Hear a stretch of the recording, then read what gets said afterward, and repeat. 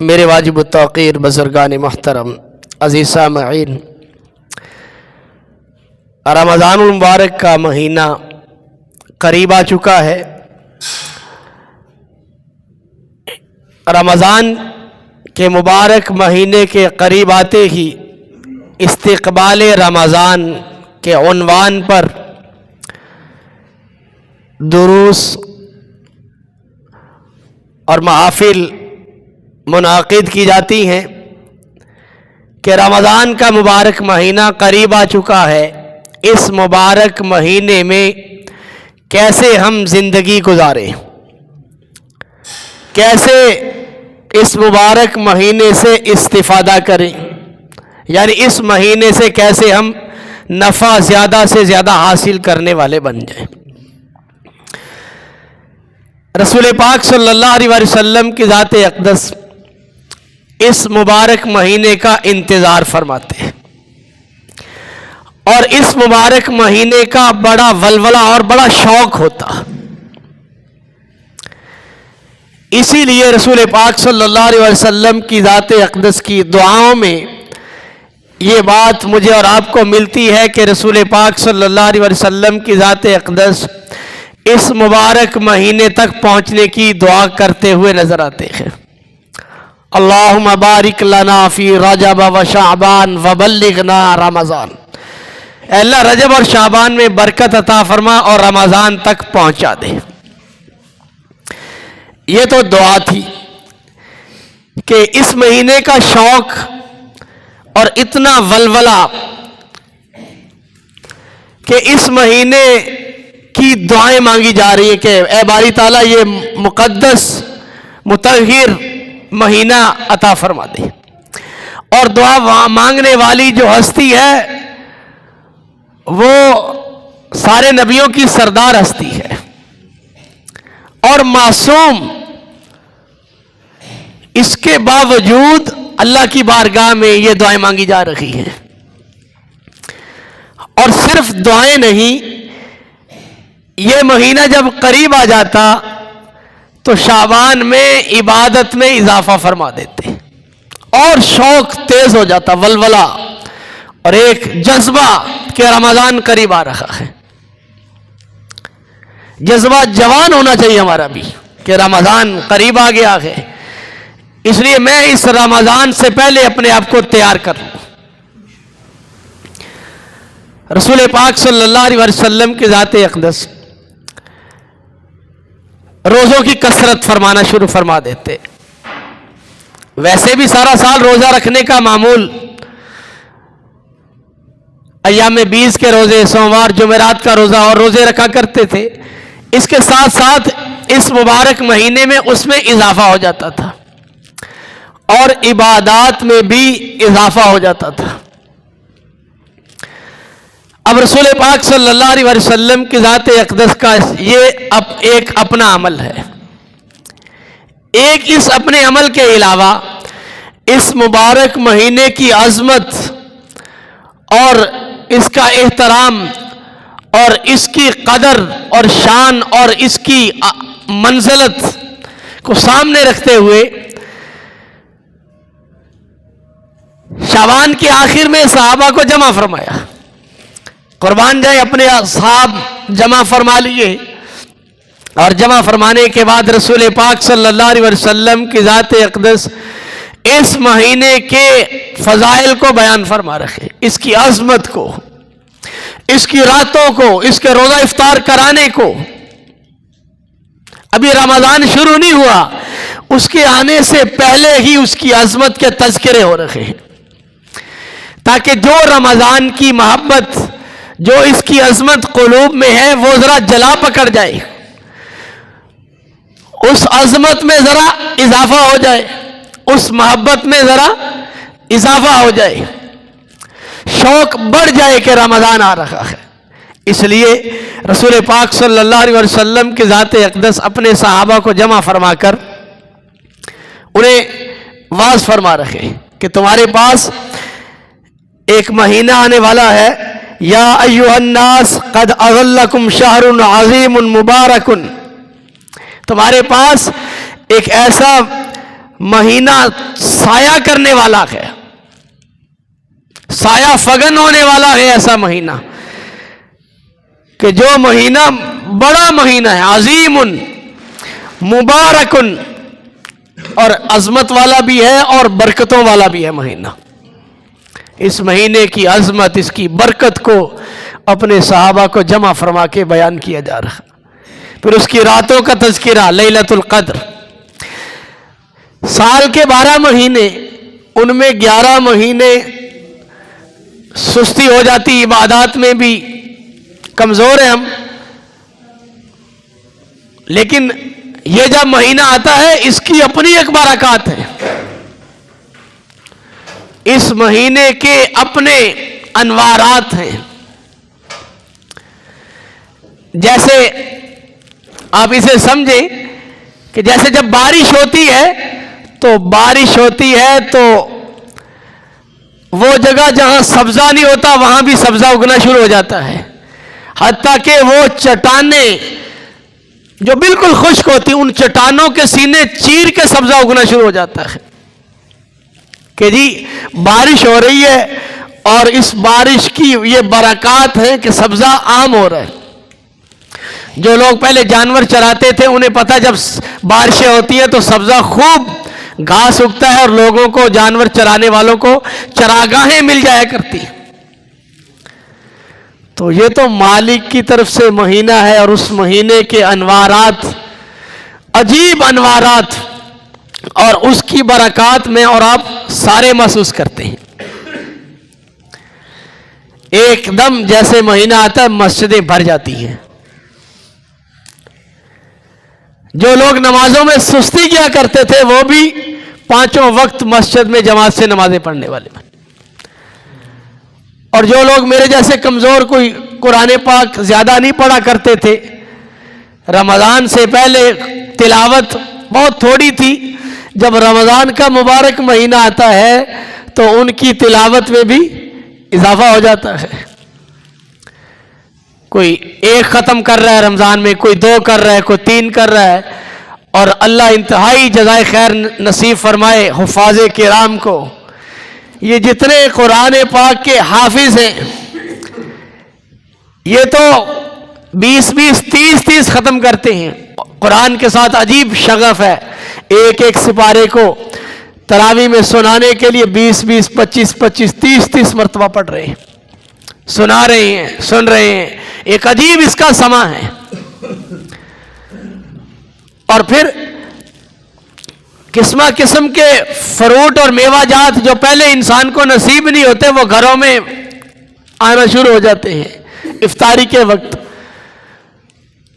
اور تہجد کا ایک عجیب موقع ملتا ہے، جب صبح سحری کے لیے اٹھتے ہیں تو اس پہر میں اٹھ کے وہ کچھ نہ کچھ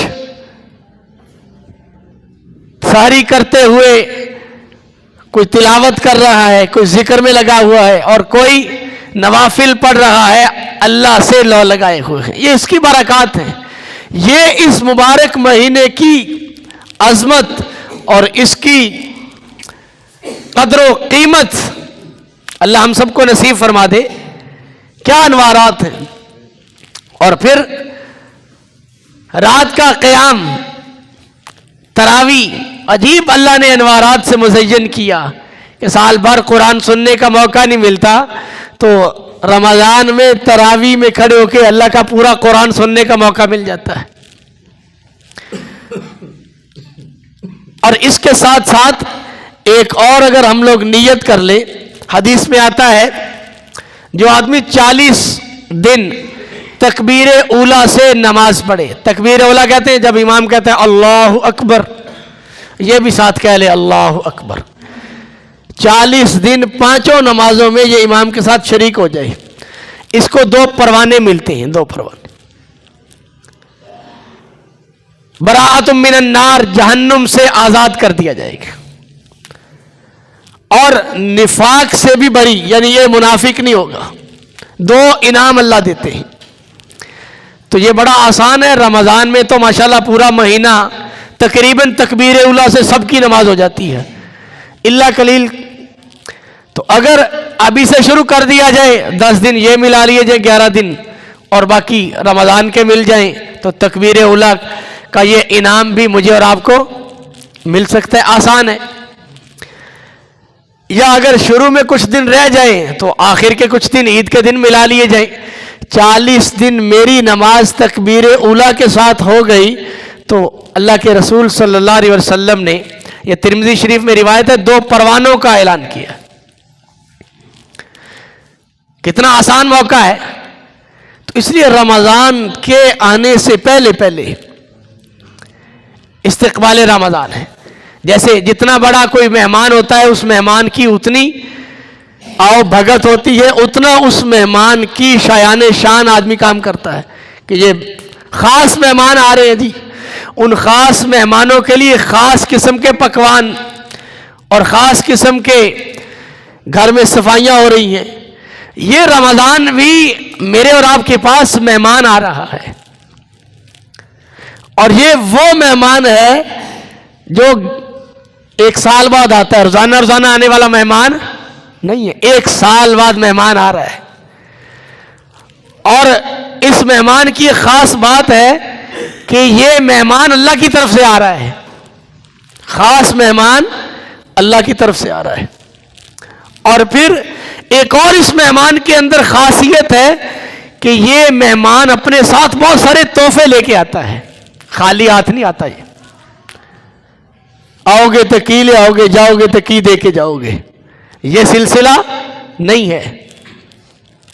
یہ مہمان اپنے ساتھ انوارات، برکات اور مخصوص سعادتیں اور بخشش، اتنے بیش بہا تحفے لے کے یہ مہمان میرے اور آپ کے پاس آ رہا ہے۔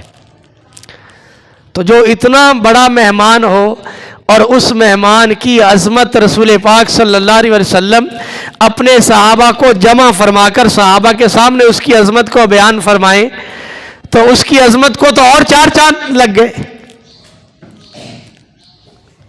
کیوں جی؟ کہاں سید الاولین والآخرین صلی اللہ علیہ وآلہ وسلم بخشے بخشائے معصوم، اور آپ اس مہینے کے لیے دعائیں مانگ رہے ہیں کہ یا اللہ اس مہینے تک پہنچا دے۔ اور پھر دعائیں نہیں مانگ رہے، ایک شوق اور ایک جذبہ ہے۔ اور پھر اس مہینے سے پہلے اپنی عبادات میں اضافہ فرما دیتے اس رمضان کے شوق میں کہ میرے رب نے میری امت کو ایک رات ایسی دی ہے اس مہینے میں جو 1000 مہینوں سے بہتر ہے۔ کہاں 1000 مہینے،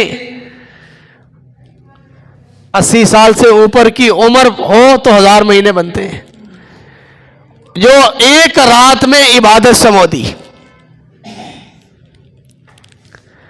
وہ اللہ نے اس مہینے میں رکھی ہے۔